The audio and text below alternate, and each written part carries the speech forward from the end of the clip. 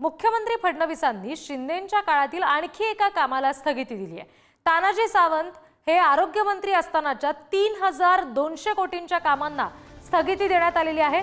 तानाजी सावंत आरोग्यमंत्री असताना विविध निविदांमधून गैरव्यवहार झाल्याचा संशय व्यक्त केला जातोय। ॲम्ब्युलन्स खरेदी त्याचबरोबर अधिकाऱ्यांच्या बदल्या या सगळ्यामधून घोटाळ्याचा संशय व्यक्त होतोय आणि त्या पार्श्वभूमीवर आता स्थगिती देण्यात आलेली आहे। फडणवीसांनी शिंदेंच्या काळातल्या आणखी एका कामाला स्थगिती दिली आहे।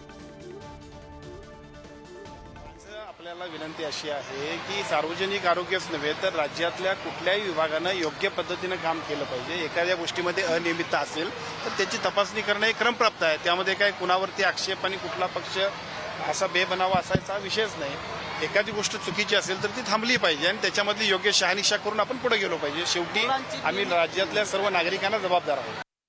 ते तुमच्या मीडियामध्ये वाचलेलं आहे। मी मुंबईला गेल्यावर मंत्रालय चालू असताना मी त्याबद्दलची माहिती घेईन। आता तुम्ही जी बातमी प्रसिद्ध केलेली तेवढीच माझ्या वाचनात आहे।